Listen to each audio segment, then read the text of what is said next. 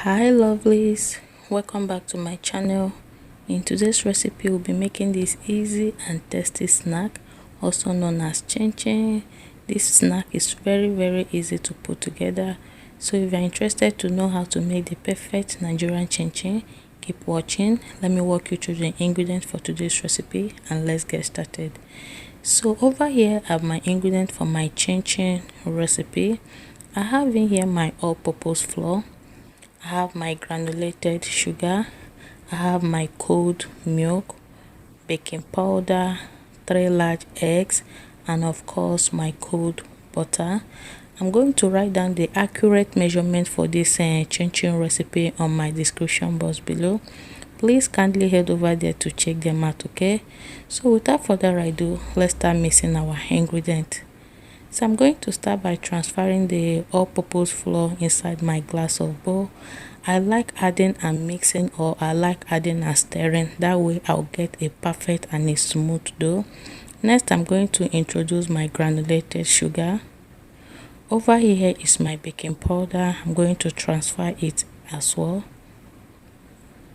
Next is my cold butter. I'm going to add it inside my flour as well. When I'm done adding it, I'm going to gradually, patiently mix the butter inside the flour until I achieve a bread crumbling texture. So the quantity of sugar I added in this Chinchin is not much because I don't like my Chinchin to be too sugary. And I added the milk as well, that is sweetened milk, so you can add more or less of the sugar depending on how you want your Chinchin to taste, okay? So over here I'm just going to crack in the 3 large eggs I introduced to you earlier on. So when I'm done cracking the eggs, I'm just going to continue mixing it.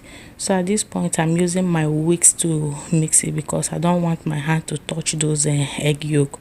So at this point I'm going to now use my hands to combine or mix it effectively.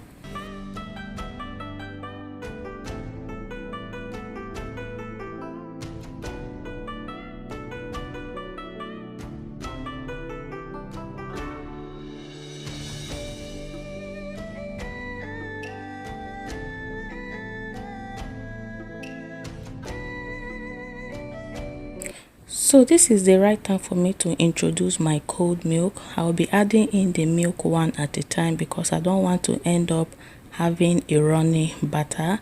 What you should be aiming at is a hard dough, but not too hard, just like the way you make your meat pie, okay? So at this point, this is how the dough is looking. This is what you should be aiming at, and this dough is very smooth. Like when I said it's smooth, it is super smooth. So I'm just going to transfer it on my work surface.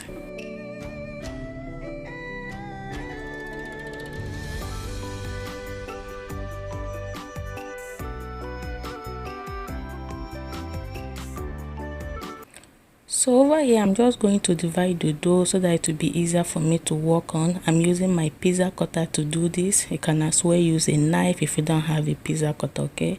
So I divided it into 2 equal parts, like I said, so that it will be easier for me to work on.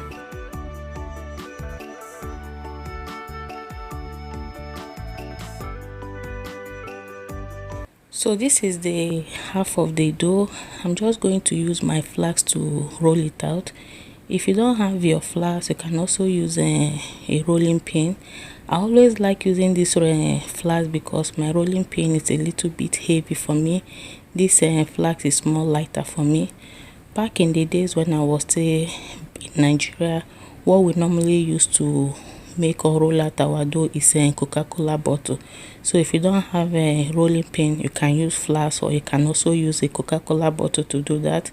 So over here I'm just trying to use my pizza cutter to cut out the dough in a stripe form.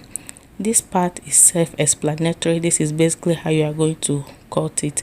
Like I said, if you don't have a pizza cutter, you can also use your knife to achieve this step.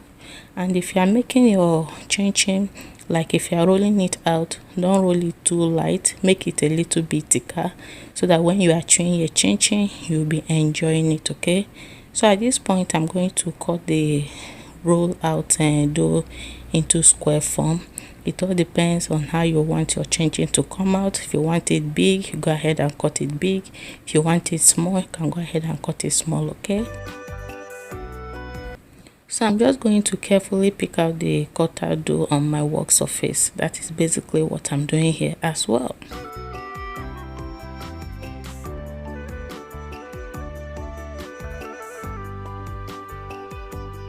So this is the second method of cutting. I'm just going to cut just like the way you are seeing. Like I said, it's self-explanatory, but if you are using this method, your two hands will be working. As you are cutting the rollout dough, your second hand will be picking and transferring inside your glass of bowl. So just pick out anyone that you know that is very easy for you, okay? And if you are wondering why I'm sounding like this, I was actually making this voiceover when my kids were sleeping. If I should raise my voice louder than this, they might wake up, and that will be the end of this video till further notice. So bear with me if my voice is not loud enough. I believe this video is self-explanatory. Like by watching it, you can really understand what I'm doing here, okay? So at this point, I'm done cutting out the dough. This is how the dough or the chinchin is looking like at the moment. Like I said, the cutting depends on how you want your chinchin to come out, okay? But bear in mind, when you fry it, it will double in size. So at this point, my oil is well heated. I'm going to transfer the cut dough or the cut chinchin inside my hot oil. So what I did not show here was when the oil was hot enough, I used a piece of the chinchin to test how hot the oil was. So if your oil is too hot, your chinchin will fry automatically without frying or cooking inside. And if it is not hot at all, your chinchin will soak oil. So you have to be careful. So in order to know when your oil is hot, you can always use your chinchin like a piece to test how hot the oil is, okay, before you start frying all the chinchin that you have at hand. So when you add it, make sure your hands are constantly stirring the chinchin in the hot oil so that one side will not be cooked or fried and the other side will not be cooked or fried as well. So I just want to use this medium to say a very big thank you to you all, my old and my new subscribers. Thank you for always tuning in to watch my videos. I appreciate each and every one of you. And if you have not yet subscribed to my channel and you like what you see, please consider subscribing. It's totally free. And remember to turn on the bell. That way you'll be notified each time I upload a new and interesting video. So at this point, the chinchin is not well fried to my satisfaction. I'm still going to continue frying until I achieve the desired color I want. It all depends on how you want your chinchin to appear, but bear in mind if you over fry the chinchin, once you bring them out from the oil and they drop on your parchment paper, the chinchin will continue cooking or frying. Or sometimes if you over fry it on the oil, it will become too golden or too brownish. So this is the first patch, and at this point this one is well fried. I'm just going to take it out from my hot oil, put it on my parchment paper so that the chinchin will drain out excess oil. So when I'm done, I'm going to continue frying the rest until I exhaust all the chinchin that I've cut, or until I exhaust all the chinchin that I have at hand. So here comes the final result of our crunching chinchin. This chinchin tasted super amazing. Like the flavor was all over my kitchen when I was frying it. And this chinchin is not that crunchy as well. Reason is because my kids will be eating this chinchin or snack with me.